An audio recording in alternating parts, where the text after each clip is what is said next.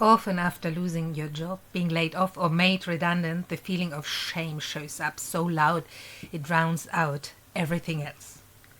And if you do nothing about it, it hurts you more than you realize. If that's where you're right now, confused, angry, ashamed, guilty, and maybe even numb, you're not alone. And today I want to help you shift that weight. In this video, you discover the emotions that often follow job loss. The difference between shame and guilt.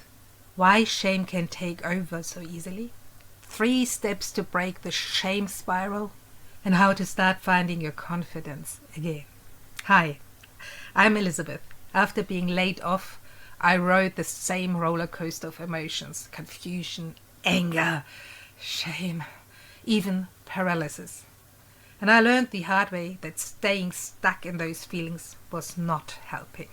That's why this channel exists, to help you rebuild your confidence, self and direction. And today I'll show you something I wished I'd known earlier. The difference between guilt and shame, and why it matters so much in your comeback journey. Stick with me, because in the next few minutes you will walk away with more clarity, less heaviness, and a powerful first step to feeling like yourself again. Wouldn't that feel great? Let's talk about emotions after layoff. Job loss can trigger an emotional earthquake. Even if it wasn't your fault, your brain still spirals. Embarrassment when people ask you what happened. Nervousness about money or the future. Anger at how it was handled. And deep down, maybe even the sense of worthlessness. And that's totally normal, because your identity, stability and routine were just shaken. But not all emotions are equal. Some help you to move forward, and others trap you. That's where guilt and shame come in. So what's the difference between guilt and shame? Guilt says, I did something wrong. Shame says, there's something wrong with me. See the difference? Guilt is about action. I missed the deadline, I should have spoken up. Uncomfortable, yes, but it pushes your growth. Shame is about identity, who you are. I'm not good enough. I'm broken. No one will hire me now. Shame doesn't motivate you. It shrinks you. It tells you to hide, to doubt yourself, to stop trying. In short, guilt motivates you, shame isolates you. Let me say that again. Guilt motivates, shame isolates. And after job loss, shame often screams the loudest. How is it for you? If this is resonating, hit like, drop a comment how it is for you, or share this with someone who needs it. Why shame shows up so loud after job loss. Here's the tricky part. Shame often appears even when you did nothing wrong. Layoffs or redundancies are usually business decisions, cost cuts, restructuring, numbers.